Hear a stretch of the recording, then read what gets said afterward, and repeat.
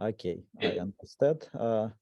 So I'm actually wondering that you can see me now, because just 3 o'clock, just a minute ago, we have electricity switched off, and it takes time for our router to, it usually loses its, but okay. If I mean that, just tell me if something is jamming, because I now don't understand. I do not see you on another screen. Okay, so actually, this seminars, it is. One moment, please.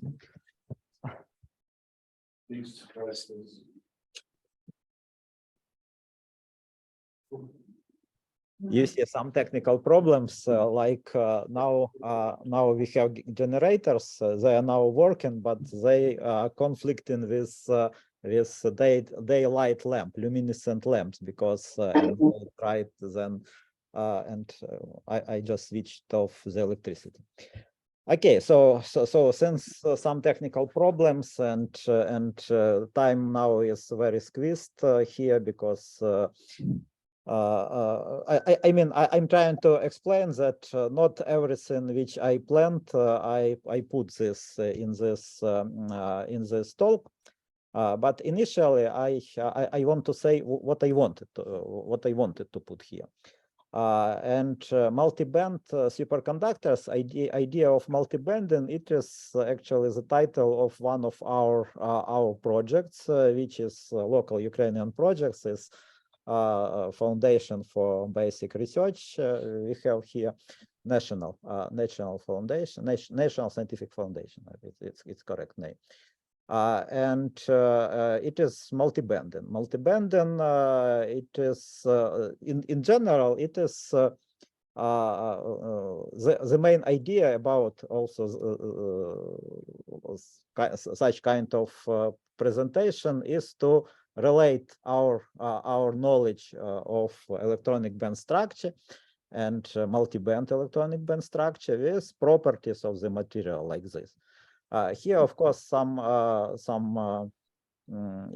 not it's different material, because here the material is titanium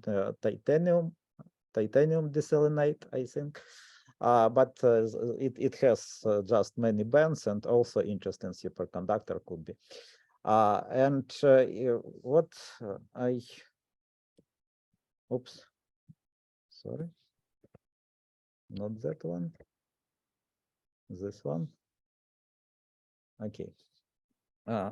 Can you see all slides, right?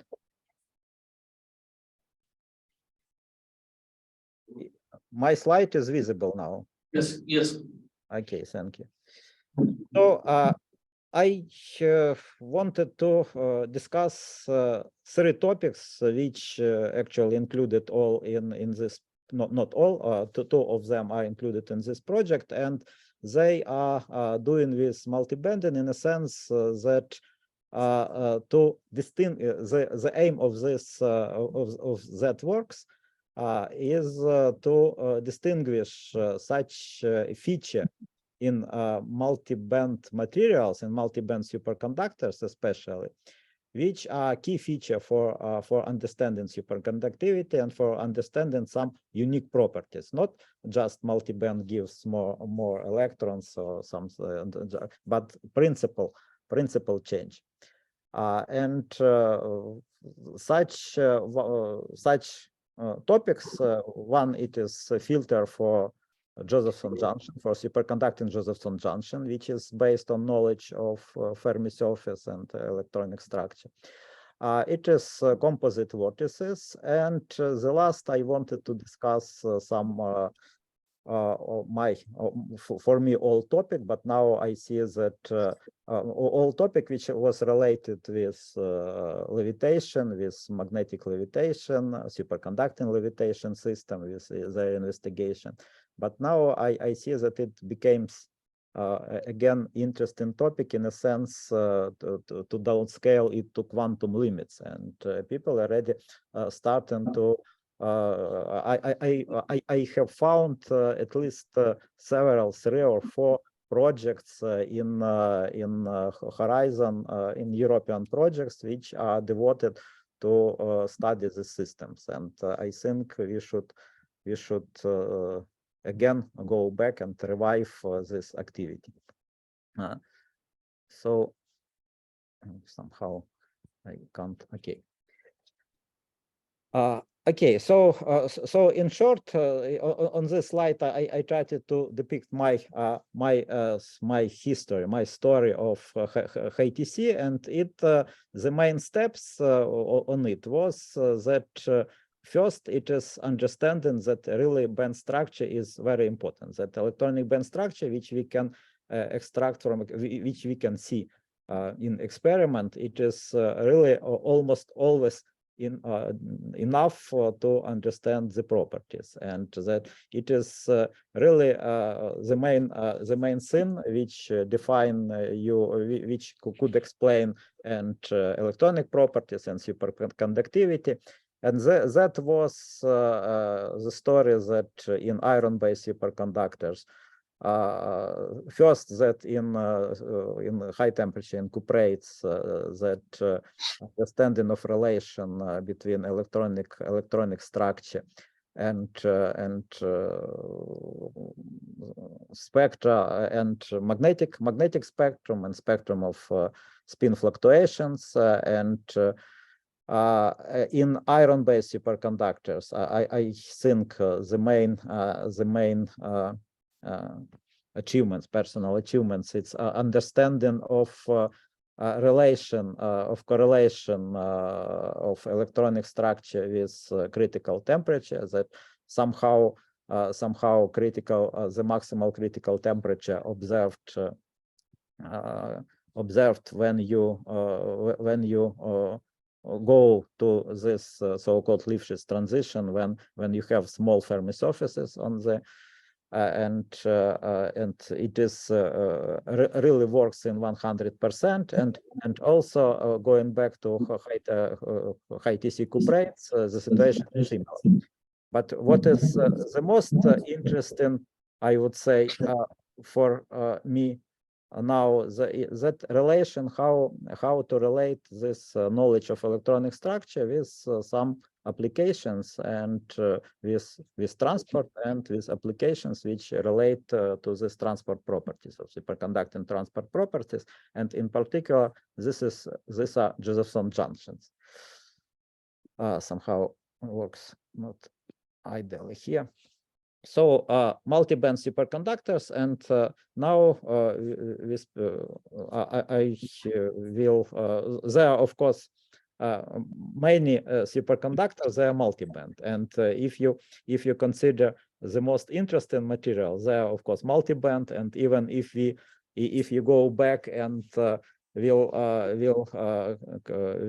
consider the low temperature superconductors like niobium cerestanum, and with the highest TC, they are also multiband. Therefore, it is important to understand really to which extent this multibanding could be critical in enhancing superconductivity. But again, this is a different story. Now I want to say about another feature of multiband materials, that superconducting order parameter for this material is usually also complex. And on cuprates, it is so-called D-wave symmetry of superconducting order parameter. You know this very well. And for iron-based superconductors, from very beginning, it was suggestion that for that material, also spin fluctuations are important, and therefore they should be also, that their superconducting order parameter also should have should change sign in the brilliant zone on different Fermi surfaces. But that was controversial, and actually people was not sure how it is in different material, and how and I remember that my opinion was more against this, because from our RPS data, it was evident. We had some evidence that phonon spectrum are important, and therefore we thought that probably S++ is enough to explain everything, and S+- that there are not enough evidences for that. And I remember that is actually this is the old paper in published in 2010, but quite long. It was the only paper which really proved that there is a sign change.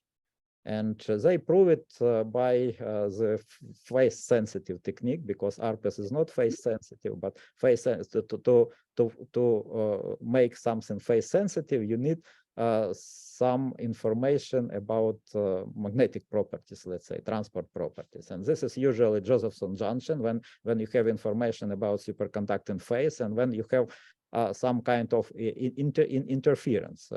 In order to get information about phase, you need some experiment which involve interference of this superconducting currents, and it could be some junctions, some transport experiment in junction. It could be, for example, a measuring of vortexes and trying to find partial vortices, half flux vortices, and that vortices some unusual properties of the vortices, unusual value of the flux. But this paper was not really convincing from my point of view, and I asked Vladimir Krasnov to check it, and that was initiated the work when our Alexei Kalinyuk was the main driving force for this project. And first idea was very simple, that in order to understand whether we to detect whether phase is changing and whether we have sign change of superconducting order parameter, it seems that it was enough to make a Josephson junction with iron-based superconductor. At the moment, there were no such experiments, and Alexei started to try to do it in Krasnov's lab in Sweden. In Stockholm, but it appeared to be a very difficult task to make a Josephson junction with iron-based superconductors, and he spent about 3 years for developing this technology, how to do this, and finally he succeeded to make a Josephson junction between niobium and iron-based superconductor. Single crystal, 1 to 2, and it really was the first in the world. I think Josephson junction with quality, with such a quality which shows such a Fraunhofer pattern, which shows there is interference. But result of this work was opposite to my expectation, because this values, this is, you see, this curves, it is current voltage curves that show this step, and this step should be proportional to critical current, and actually critical current multiplied by normal resistance, ICRN quantity. It is for classical superconductor, it is just the value of superconducting gap. But for this material, it's appeared it is very low. It is extremely low, this value, much lower than expected gap value, 1,000 times smaller, 100 or 1,000. I just don't remember exact value now, but it was very low, 100 times smaller.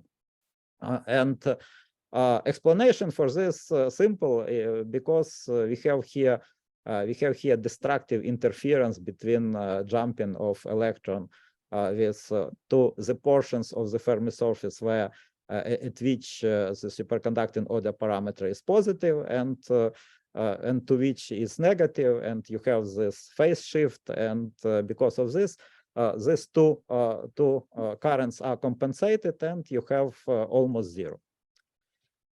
So it is good from fundamental point of view. It is a proof that it is really S plus minus, but from practical point of view, it is not very helpful, because this characteristic is crucial for building the Josephson junctions and building on them some quantum devices, for example, quantum superconducting quantum interference device and superconducting qubits.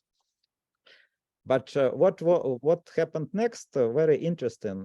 Trying to improve the quality of this junction, Alexei just made a layer of copper, a thin layer of copper, introduce a thin layer of copper in between iron-based superconductor and niobium, and he obtained a perfect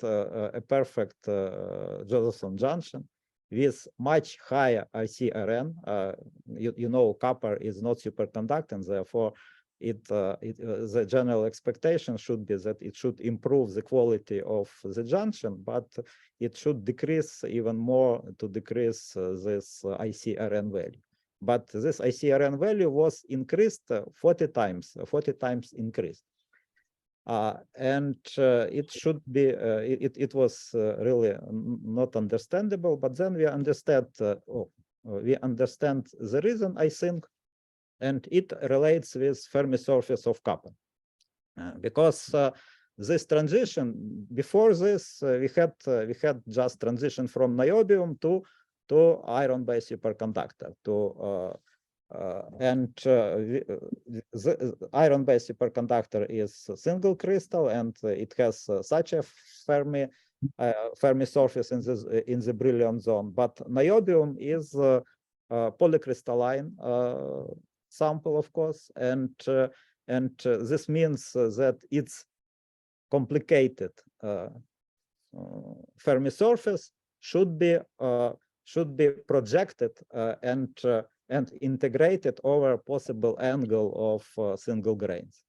And of course, if you just projected this Fermi surface and integrated it even for one grain orientation, you have already quite that Fermi surface will be effective. Fermi surface will be just background. This means that you always have in momentum the place, in momentum space, you have always the place from which electrons jumps to the Fermi surfaces, and therefore you have this destructive interference. But if you introduce copper, and copper has very simple Fermi surface, which when you project it, first KZ projection, you integrate over all KZ, and then you integrate over possible angle, because actually it is copper, it is also polycrystalline material, but we believe that it is you have one orientation is let's say main plane is perpendicular to the surface, but it is really does not matter, because if you add another integration, it does not change much the picture, because if you integrate the sphere, you have finally such a ring, and this ring, this effective Fermi surface works like a filter. Like this, we have transition. First, we have transition from niobium via copper, and then we have transition from copper to iron-based superconductor. And this means that only transition which has the same momenta like in copper and in iron-based superconductor, you have this transition. Other transitions are forbidden. Therefore, you enhance the transitions just to this propeller Fermi surfaces, and if because it increases this ICRN value dramatically, this means that the real topology, real topology of distribution of the superconducting order parameter could be only like this. So we have one sign at the center of the brilliant zone of the Fermi surfaces, and we have another sign, opposite sign at the corners of the Fermi surfaces. But also it is interesting way to control this Josephson junction in such a way. So using some materials like copper, we can, with known Fermi surfaces, with well-defined Fermi surfaces, we can use them as a filter in order to increase this ICRN value. And it is important, for example, for quantum computing, I think, I hope. Because it is one of motivations, because for quantum computing, you know, there is a problem to increase the number of superconducting qubits. And if it is 1 year ago, I don't know now situation, but it is not much more. But that was the limit was 127 qubit entangled together. And while for demonstrating real progress in quantum computing, people need thousands of these qubits. And the main problem is the coherence, just because the energy at which qubit communicate to each other, it is very low. It is in microwave range, and even at millikelvins, at 20 millikelvin usual working temperature, the temperature fluctuations kill it quite easy. And therefore, the natural way would be to increase this frequency, but this frequency depends on superconducting gap. It depends. It could be. It can have different dependencies, of course, depending on the structure of this qubit, of the geometry of the qubits could be different. But in general, it is somehow proportional. If we increase the gap, we increase this operating frequency. And the gap, to increase the gap, now all qubits, all superconducting qubit for superconducting computers, they are made on aluminum technology, because it is technologically easiest way, and it is superconducting, and aluminum is superconducting, and it is enough. But superconducting gap of aluminum is very low. It is 0.3 milli-electron volts. And if we switch to, let's say, cuprates, we can increase it almost to order of magnitude. Of course, we will have another problems, technical problems with junction and so on. But it seems an interesting way to try to solve the problem of the coherence. So I will not read these conclusions, and better to go to another topic. Another topic is related with vortices, with superconducting vortices, but also for multiband superconductors. If you have two superconducting phases, if you have two order of parameters superconducting, one of the cases of multiband superconductor, it is simplest case. It is superconductor with two orders parameter, two superconducting order parameters, different. If you have, for example, like magnesium diboride, for example, and of course, for iron-based superconductor is the same situation. We know that there is a portion of the Fermi surface where superconducting gap is maximal, let's say 9 milli-electron volts, and another portion in the center of the brilliant zone when superconducting gap is the large, the large Fermi surface, when superconducting gap is 3 times less.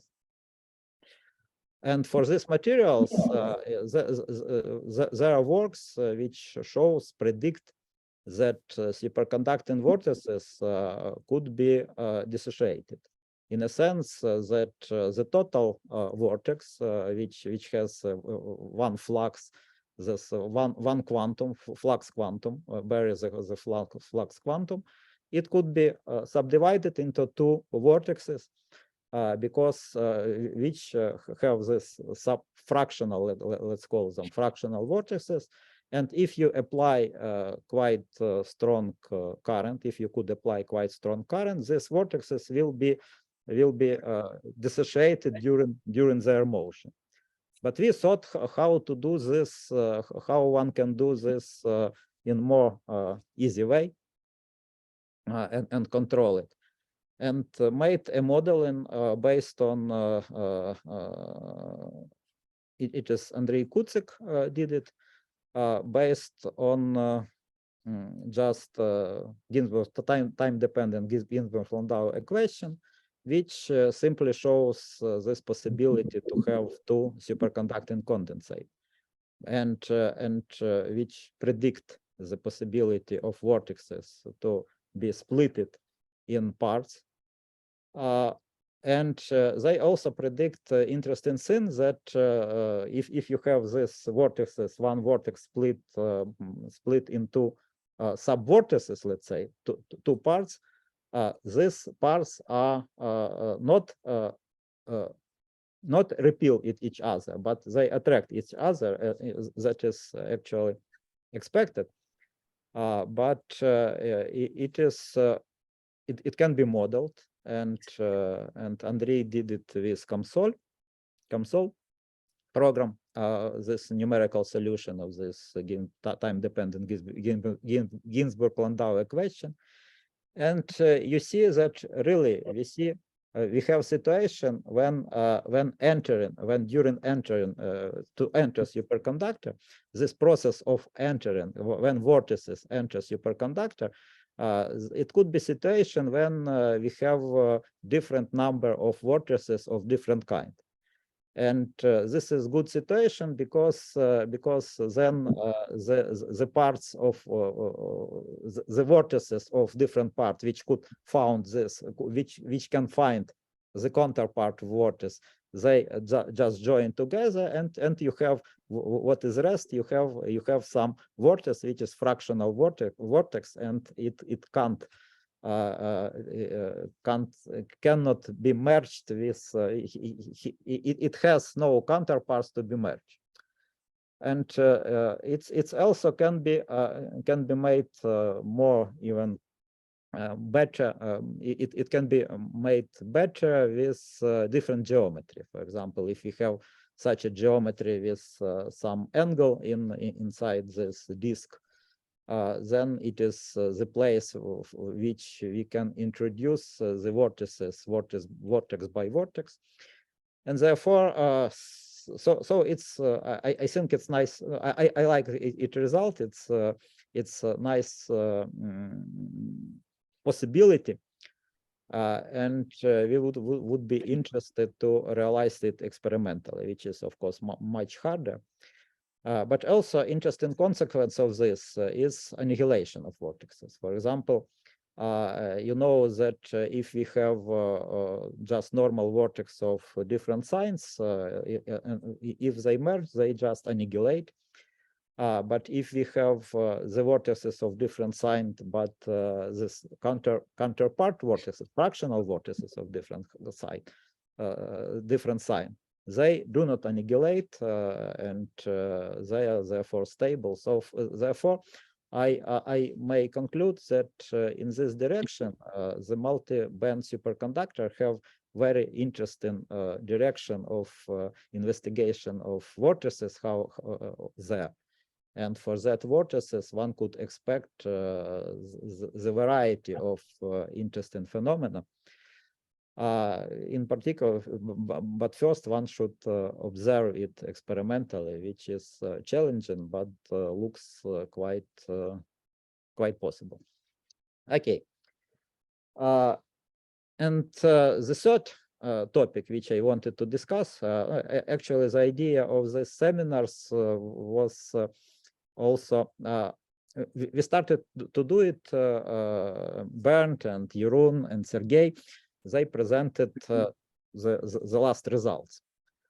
And we also wanted to use this platform to attract students and to show the direction which can be that can be joined by students to continue to work in this direction. Therefore, I try to make my talk just to indicate this direction for which the students are especially welcome. And this is, let's speak a bit about levitation and its probable and its possible relation with quantum technology. The topic was interesting for me. I started my, let's say, scientific career with such experiments, and it was many interesting experiments could be devised based on such a levitation, but this is, of course, quite macroscopic. And you see here, actually, in many, one can see in many places in internet, on even in talk, when people given a talk and show talk, for example, for mechanism of superconductivity, and they make such a demonstration, they call it Meissner effect. But this is not Meissner effect at all. This here levitation happens mostly about pinning, mostly about flux penetration into sample and pinning of this flux, and it is quite rigid pinning. And based on this idea, I think it's I have a feeling that we can make such quite macroscopic device which will demonstrate the quantum behavior already at microscopic state. Let's see.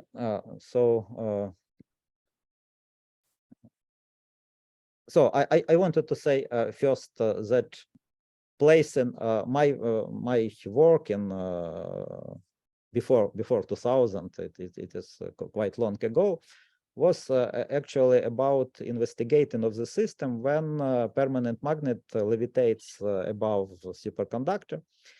And you have such a system, and it is a tool, this magnet, it is a sensitive tool to understand about flux penetration and flux dynamics in superconductor, flux penetration through grains and so on. We have several models of such a magnet. For example, for such geometry, when magnetic moment is parallel to the surface, you have five oscillation modes. You have three translational modes and two rotational modes. And it is by itself, if one downscale this system and go to quantum behavior, this distribution of energy between these modes, distribution of oscillations, it's already interesting task. But also interesting thing is related with so-called frozen potential, frozen image. And that was actually the paper of my paper, quite the most cited paper when I'm one single co-author. And it is just a simple explanation of the forces which acts on this magnet from superconductor. Of course, the forces are the forces of interaction between magnet and superconductor. They originated from the screening current, which screens the penetration of the flux in material. And for example, here I just try to illustrate magnetic field distribution, how it happens for, let's say, Meissner state or zero field cooled state. So if you just have any kind of superconductor and you approach the magnet when it's already in superconducting state, you have a redistribution of the field like this, because no field penetrates into superconductor. And this means that normal component of the field at the surface should be zero. And this is actually due to uniqueness theorem,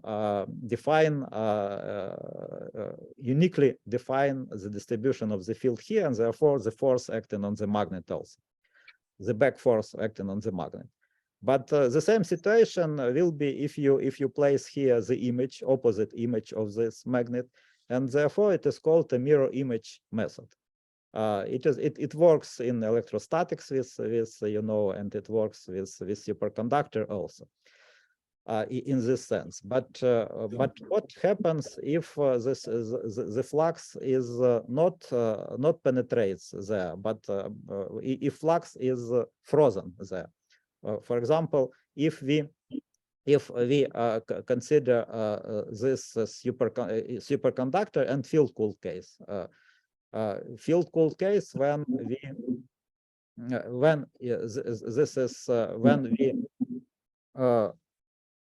turn the material to superconducting state, cool the material when in magnetic field. When we first place the magnet and then cool the material, we have if it is in Meissner state, if it repels the magnetic field, we have the same situation as we approach from zero field cool regime. In Meissner state, but of course most of the materials, they are not in Meissner state, and the magnetic flux of this magnet penetrates quite well into superconductor, and moreover it is also pinned there quite rigidly, and the pinning force is quite and the critical current which related with pinning force is quite large. Therefore, in such a macroscopic system, this material, it is on the right hand side. If it turns to superconductor, you have nothing changes. No additional force appears, because all the flux which was there, it remains there. It is pinned there, and now it is not already magnetic field, but it is already vortices which are pinned there. They are frozen. But if we try to move this material, if we move the magnet, then the material should superconducting. It screens the change of magnetic field, not the magnetic field, but change of magnetic field, and it is equivalent. Could be equivalently described by two images. One image is really mirror image, which moves just with this magnet, but other is frozen, and it is opposite to this image, in a sense that if we stay at this initial point, they annihilate and they produce no field then. And this is just exact model for ideally hard superconductor with and due to this uniqueness theorem, it is exact model. Of course, technically, it is much easier to calculate from Maxwell equation to calculate the currents on the surface. But to imagine which force acts on magnet, it is quite useful. And why it's useful? It's useful for the following. For example, here you see this is potential. You can draw this potential, and here is no potential. Here is levitation force, but it is just derivative of the potential. And here I draw the potential. I just this is already the result, but I wanted to make a potential, so it gives you some freedom to design different potential, not any potential which you like, but you have quite freedom to design different potential, because you can freeze different freeze different flux from different magnets in different places, and then you can somehow design potential which you like. And for example, it seems that interesting potential, for example, for qubits, interesting potential, this is two gap potential, or it's called Mexican hot potential. Yeah. And it is easily realizable in the sense that if we place this magnet between two superconductors, and then just make this gap wider, we have the potential like this, which is also interesting because we can make this second derivative here, the resonance frequency. We can approach, we can put to zero resonance frequency.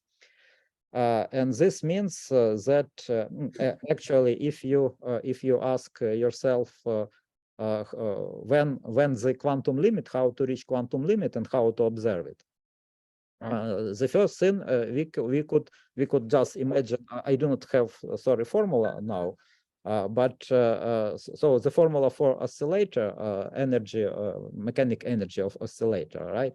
It will be mechanical oscillator, classical oscillator. It will be m omega squared amplitude squared and divided by 2. So this energy which will quantized in approaching when we go to quantum limit. And then this means that amplitude square will be quantization of amplitude square. We have in the denominator we will have the mass of the system and frequency of the system. And this means that going with mass to zero, we will have larger and larger amplitude and to observable case, and we can also change the frequency. We can model potential. And modeling potential means that we can make by hand, by this geometry, we can make potential.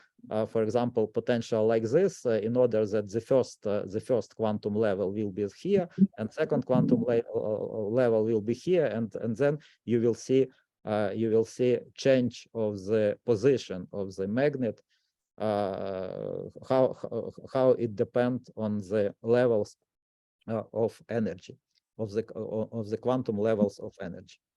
And really, these materials, and here I just wanted to show that it is not just imagination, it is really easy to realize. We just take two pieces of superconductor and do, like I said, to freeze it, to freeze this magnetic field in the position where the magnet in between them, and then just increase this distance, and you have this two gap potential easily. Okay, this is actually everything what I wanted to say, because from very beginning I wanted to develop this direction much more, but due to squeeze time here, I have not succeeded it yet. But I want to say that it looks promising, and I see really that people start to use this mechanical oscillator either to control different qubits, state of the different qubits, and there are many already papers about this and projects. So it looks promising, and this is one of the direction in which we need new students, and we welcome new students to join.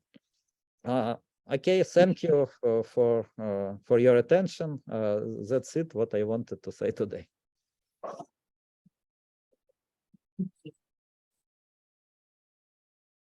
So, yes, please. So thank you very much for this interesting introduction. At least say for me, I'm not expert in superconductors. So I have a question, maybe a little bit naive. So about the last part, how small can you go to still have all this physics? I mean, say not the macro objects, but say molecular size, or several atoms, 100 atoms. So how small should it be that it should still work? Yeah, unfortunately, I do not have a clear answer for this. I should calculate it. I have not done it. I even wanted to make this calculation, simple calculations, now before the talk, but unfortunately did not have time. From general understanding, it is clear that that actually your molecules. If you take molecules and you know which energy, and this is the size of molecule, and you know that frequency is frequency of oscillations of molecules. It is just like phonon frequency. You know their energy, right? But here we can this frequency is much less.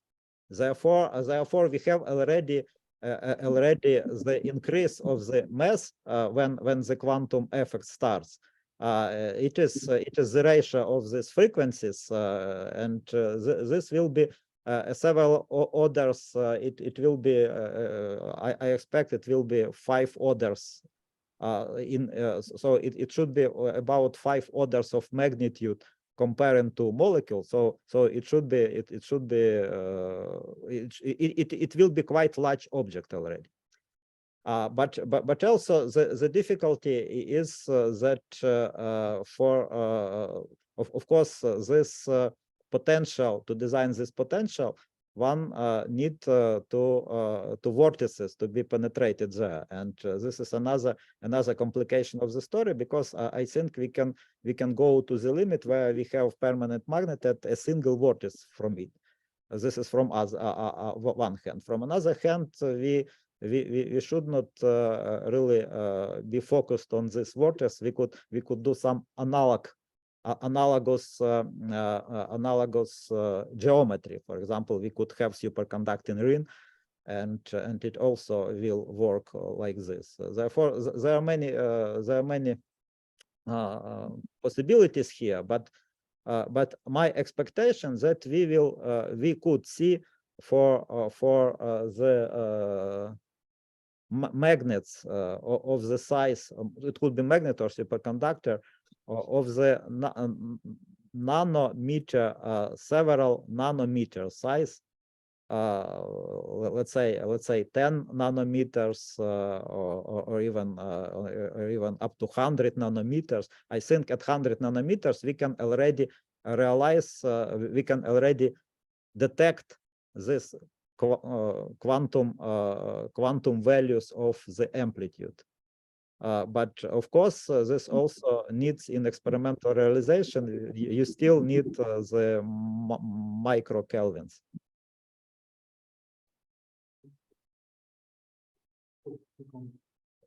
Hello, I'm Nicola Boccia. Thank you for. I really enjoyed the first part of the talk, and I have a question. So about when you speak about the realization of Josephson Junction with high temperature superconductors, which is a very complex topic, because the material science of the material is extremely complex.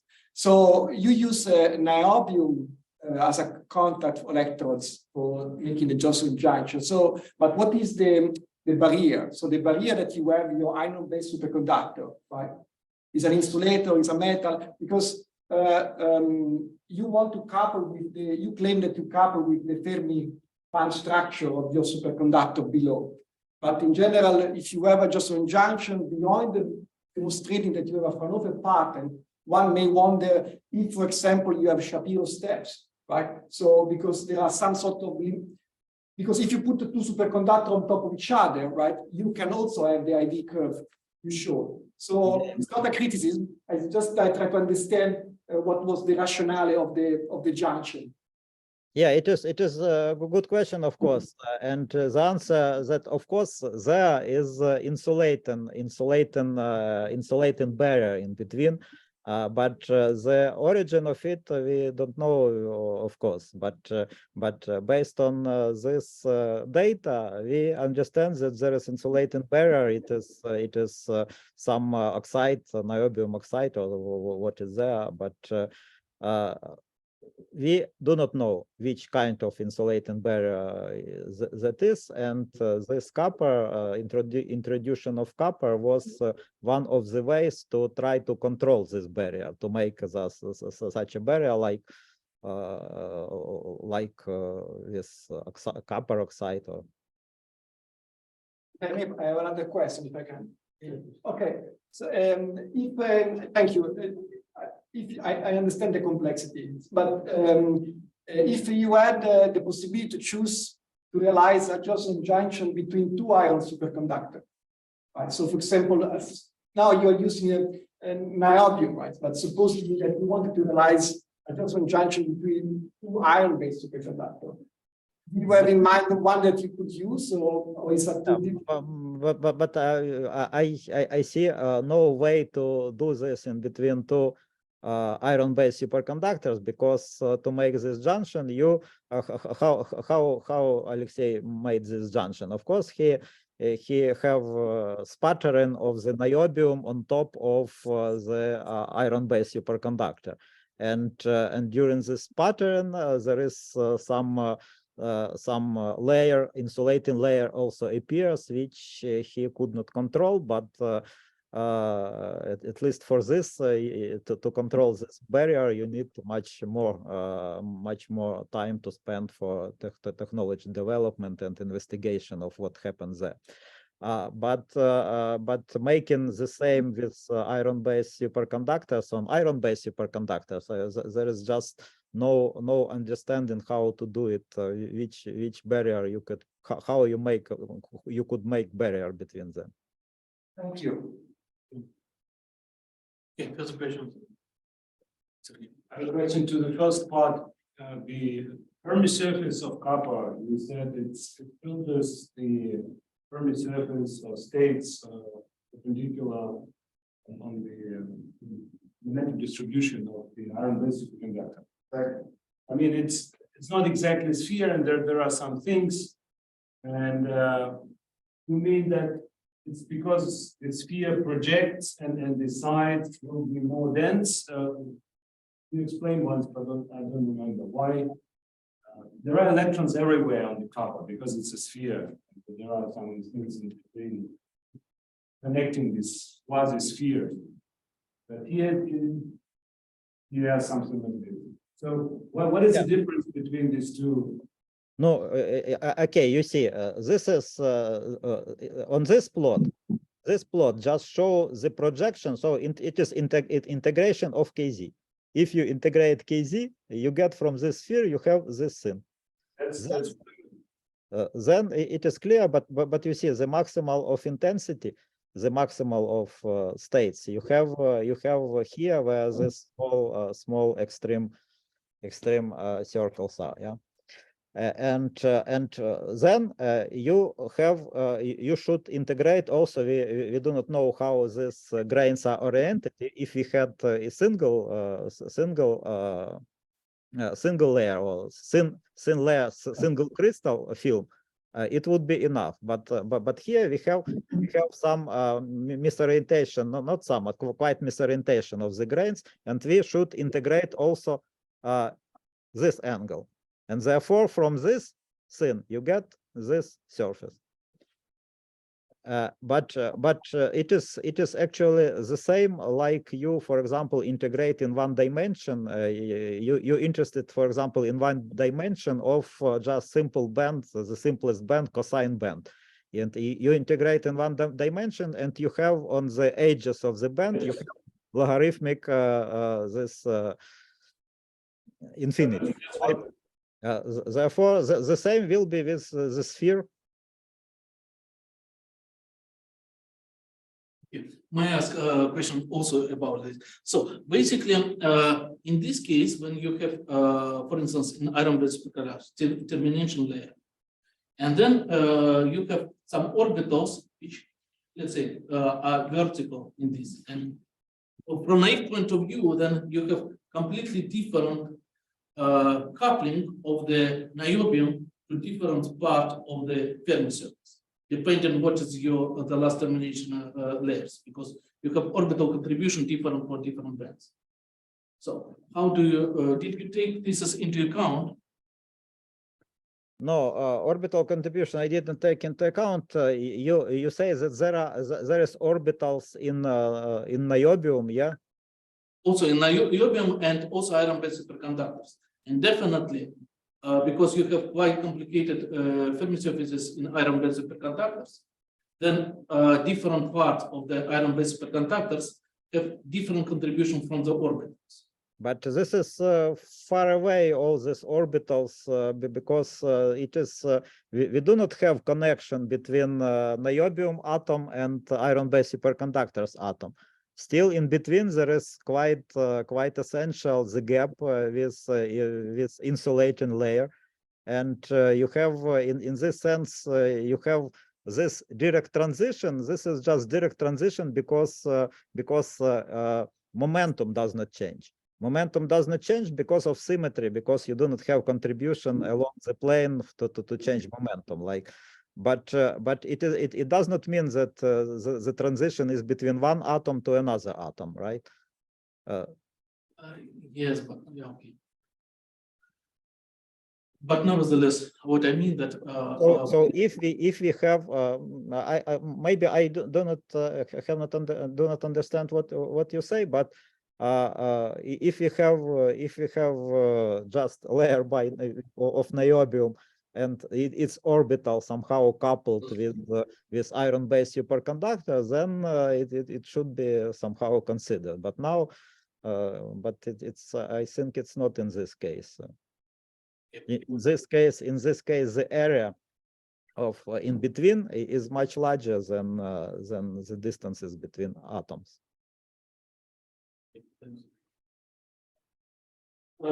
there is a very interesting question from the chat. The question looks like this. So you're considering multiband superconductors, and I think this is to the part where you consider Josephson Junction. So if we consider topological material, and you have Josephson Junction topological materials, and maybe also concerning this, do you see that we should have a difference in Josephson Junction and so on, and all these effects? Yeah, of course it's okay. It is the answer. I could read it on the chat also. Yeah. It is.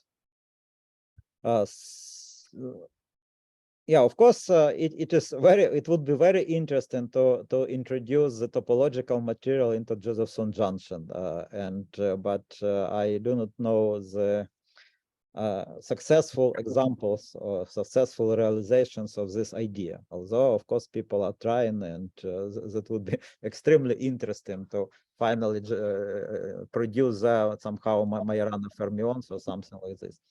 But here I just this effect which I'm speaking about, it is more rough. I would say it is just about the effective electronic structure, effective Fermi surface of the material, that jumping, that it affects the to which part of the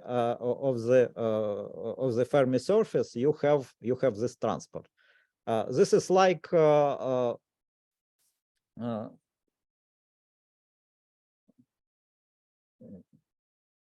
so you just have different you have just different channels of this behavior. So I mean that still we have some averaging on macroscopic some averaging, right? This is like I wanted to say, this is like a matrix element for Raman, and for Raman you have how you have this your Fermi surface works, where from which area, and for one mode it is one area, for another mode it is another area. And it depends, in this sense, it does not matter whether it's topological or not. It depends only the effective Fermi surface, how it is, how it works at direct transition. Other questions? Okay, in the very beginning, you mentioned that you saw very strong electron phonon current in the iron-based superconductors. Could you tell a little bit more about What is the evidence? There is a paper in PRB where we tried to extract from the self energy from real part and from imagery part to extract the spectra, to extract structure, and that structure was very similar to the phonon frequency. It is one thing, and another thing that that coupling strengths which you can derive the lambda appears to be quite large. We had that time quite heavy discussion with Mazin, for example, Igor, who was quite against it, but I finally do not sure who is right. I'm still, since this slide is still on, I'm thinking, so are you saying that in principle for every material one could introduce this kind of effective Fermi surface where one first integrates along arbitrary direction the Fermi surface and then rotates it around the normal to this, around this direction? Is it correct? I mean, is it really universal thing? So if I take whatever 3D, it universal. This in this way, how it is shown, how it is modeled, here. It is universal if you have a film where you have, let's say, the crystallines. One X is oriented perpendicular to the film, but other orientation is arbitrary. so you need one, so you need a certain direction in order to get. Yeah, but most thin film they grow like this. If you have thin film, that surface of this film just force them to grow to have the one surface, for example, 111 surface goes parallel to the plane. So it is quite common situation, I think. But for some material, because of this, I would be very interested, as I asked you, to try to see the effective Fermi surface for just sputtered gold or silver.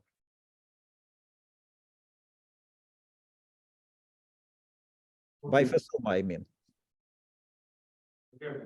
Further questions? Chat? Okay, then thank you very much for your presentation. Thank you for questions. Sorry? Thank you for questions. Thank you. Bye-bye.